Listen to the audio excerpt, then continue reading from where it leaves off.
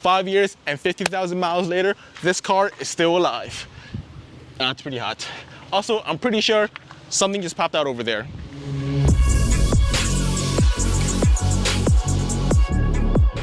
I'm just gonna get right into it, and this video might be a bit long and a lot of talking, so use the YouTube timestamp thing to go to whatever part tickles your pickle. First off, some background information for those of you that might not know or new viewers. The biggest thing is I'm on Unitronic Stage 2 93 octane without the pops and bangs, and I've been on this tune for about, I want to say, a year. I think October might be a year. The only real hiccup I really had with it was when my old downpipe broke, and then I had to put back on my stock downpipe, which then I had to flash the car back to Stage 1. But I was still Unitronic Stage 1 Plus 93 octane, and right after, when I got a aftermarket downpipe again, I flashed it right away back to Stage 2. I personally love my Unitronic tune, and I've had no problems with it at all. Nothing that was directly related to the tune, no engine failures, transmission issues, nothing of that nature. It's been reliable, and it's a really hell of an upgrade from when I had just JB4. I've only ever had Unitronic on my car, so I can't tell you how it compares to like APR or EQT or Sneak or whatever other tune. That's some research you have to do on yourself and see which one is right for you.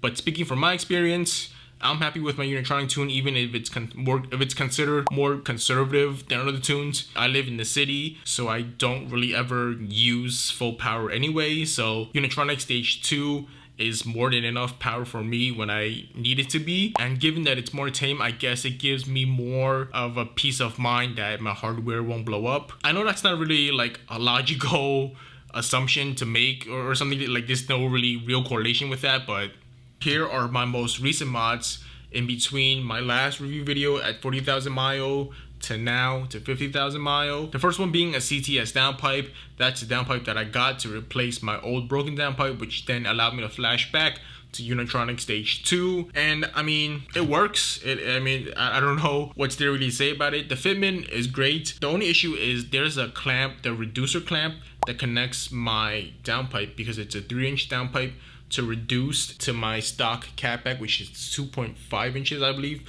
So that reducer clamp thing, the clamps aren't really that great. I mean, they work, but after me installing it with my friend, we found that even a lot of fingling about, that those clamps still gave a little leak. But I just was like, screw it, you know, as long as it's on tight, it's good. I'll deal with the little crack, whatever. But I've had no issues with the downpipe because of that crack. You know, it's been great otherwise. I've also recently had it checked before I drove from New York to Vag Fair, like 200 miles one way, and there was no cracks, no nothing. And I've had it for about, I don't know, I gotta check. I've had it close to a year. I know it hasn't passed a year yet, but close to a year. But yeah, no problems with it otherwise. And FYI, I think the best sounding exhaust is an aftermarket downpipe with the stock catback, because one, there's no drone, it's not raspy, and two, it's quiet when you want it to be, but it can also get loud above like 3,000 RPM. So do whatever you will take with that information.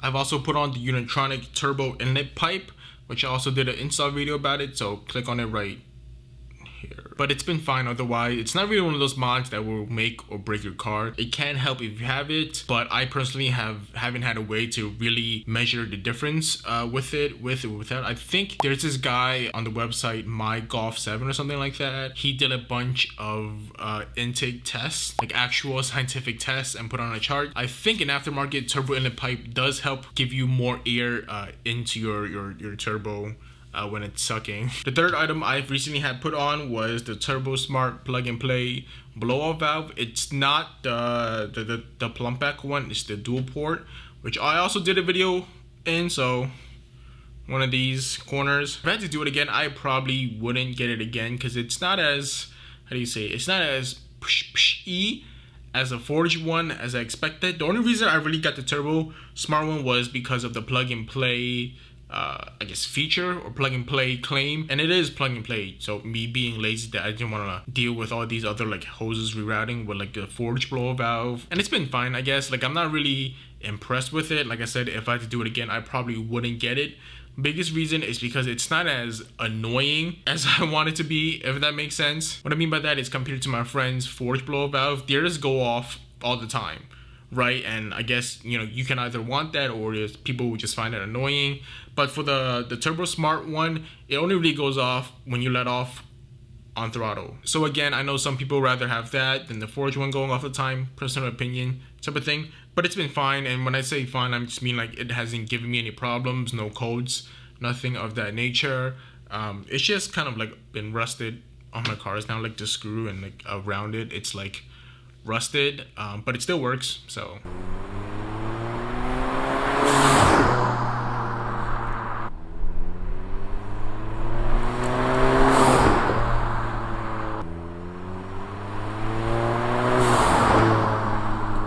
and the last biggest thing I've done since 40,000 miles is get a P3 gauge.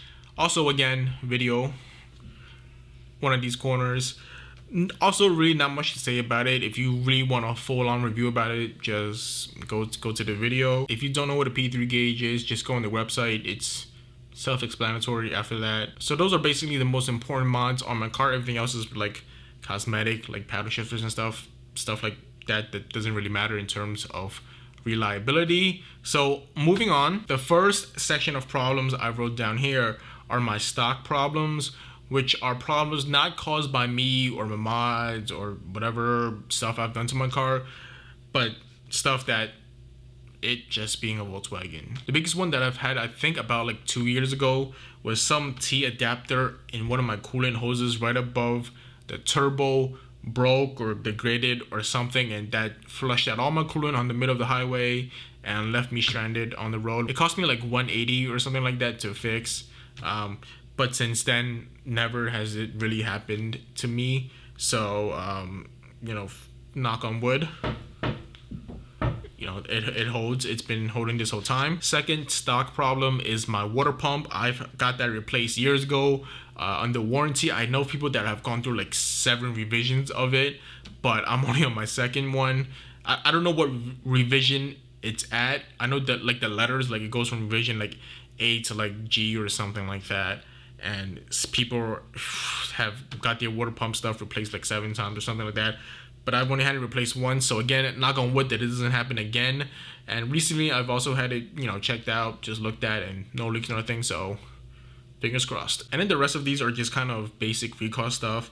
The suction pump recall, which I also got done a while ago, and then now there's a steering column recall. I haven't got that done yet. I know people that have. It's like a 2-hour job. It doesn't really affect me, but like once in a while there's a warning message that pops up, that annoying dreadful ding from the Volkswagen, and it just says like put your car in park, but then like 2 seconds later the message goes away and everything is fine. And then my biggest and the most annoying stock problem for me is my window switch, my driver's side window switch. Every once in a while the automatic feature just stops working and I gotta reset the switch, which is not really a problem, but it's just really annoying because you know how all 4 windows are automatic up and down, but for my driver's side and only the driver's side, once in a while the automatic would just stop, and then I would just have to hold it in the up position for like 10 seconds and it'll start again, and then a few days later it'll stop again. And I couldn't figure out how to get this fixed. Some people have said it's because of the actual window switch itself, which then I replaced. Like I bought the actual window switch, the switches and the motherboard computer chip thing, and replaced that, and it still happens. So now I don't even know what else to do anymore, and I have no more bumper to bumper warranty, and it's not something that happens every time either. So it's not like I can even just bring it to, you know, dealership and show them, because it's probably not gonna happen when I want it to, when I want to show them. But yeah, not really like a problem, just a really annoying annoyance. So this next section is my most recent problem, stuff that I'm kind of somewhat still dealing with. The first one is back in December. So right now at the day of this upload, it's probably gonna be September something.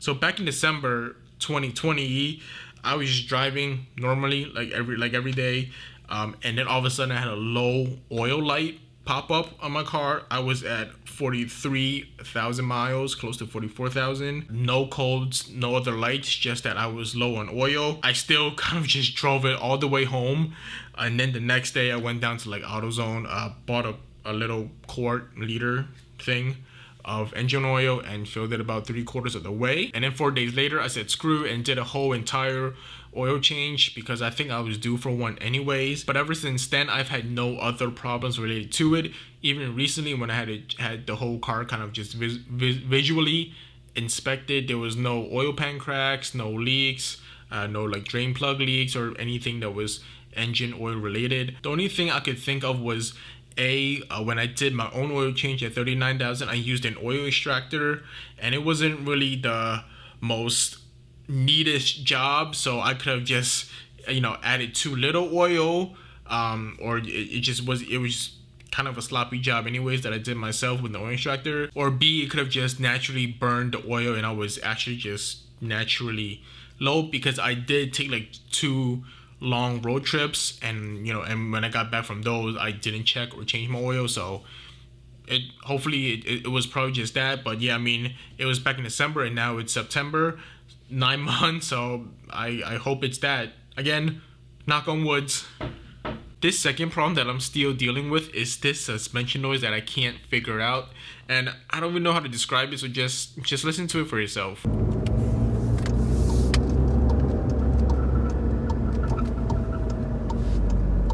Feel free to leave in the comments and let me know what you think this is. I can't figure it out. I brought it to Josh at TCR Racing twice already when I was doing my oil change, my most recent oil change. And since I was there, I was like, can you just take a second look at the car? We did drive arounds, we bounced the car up and down, and nothing.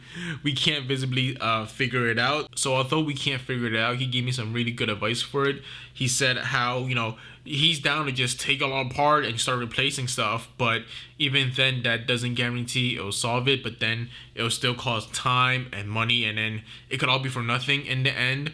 And the best thing to do is just kind of deal with it. Like, it's annoying, but just deal with it. And then if it ever presents itself, like obviously this is what's causing it, then it'll be a quick fix and get the parts and whatever.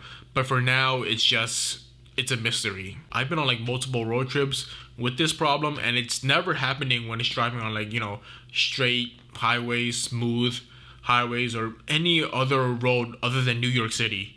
That's how bad New York City roads are, that they're the only shitty roads that could replicate my problem. Although it is annoying, I'm just gonna turn up my music, and as long as it's not something that's gonna leave me stranded on the road, I'm cool with it. So hopefully, before the problem even presents itself, I'll trade the bitch in and I'll get something else before we even figure it out. So I don't know, we'll see. But yeah, those two are just my biggest, I guess, problems that are happening to me right now. Not so much the engine oil stuff. That's I would assume it's solved by now. So the only real issue is the suspension problem. But I mean, honestly, other than that, the car has been great. It's been reliable. Like, it hasn't like broken down on me except that one time. It's fast. It's practical. Drive all the friends and family you need, and it also fit your haul from Costco. And it's honestly great. I love it. So at the moment, there aren't really like future plans for it. Now it's just all about maintaining it and driving it until the wheels falls off, or until I get a Mark 8 or whatever else. I don't know. So in terms of IS38, I know that's like a really popular route to go. If you have like the Golf TSI or the GTI, just go a straight bolt-on IS38 from the Golf R, and you have a bunch more power, and it's not like something that you have to fabricate. It's just bolts right on. For me, I don't think I'm gonna go IS38 at the moment. I don't know, maybe next week I'll find a really good deal on it and I'm like, screw it, I'm just gonna go IS38. To me, I thought like 100,000 miles was a crazy milestone to hit, but I actually know a couple of people that have had their car way over that. For example, Stealth GTI, in my last video at Bag Fair, I forgot how much exactly, but he has well over 100,000 miles, and then he just put an IS38, so he's been like stage 2 this whole time, past 100,000 miles and then now just put an IS38. And I'm just, that's just impressive that, you know, his car has lasted this long, especially the Volkswagen. And from the last time meeting him, he said he's had no problems, you know, with it mechanically wise. I know there are definitely like rare cases of people having like crank walk and like engine knocking, but those are like, I guess, compared to the grand scheme of however many people have modded their car, those cases are actually like really rare.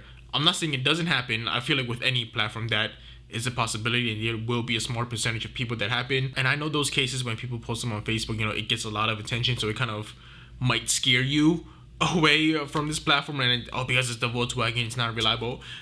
Me personally, and a lot of people that I've known, you know, the car has been great for us. So, you know, I just kind of hope my car lasts to well over 100,000 miles as well. And if not 100,000 miles, hopefully lasts long enough until I trade it in. So we'll see what happens. And I think I've covered everything. So, you know, as always, thanks for watching, especially if you made it this far. Feel free to leave any questions you might have in the comment section below, and I'll try my best to answer them, or somebody else can. And if you can, pass a thumbs up, pass a like the smash button. It really helps me with the algorithm. And I'll catch you on the next one.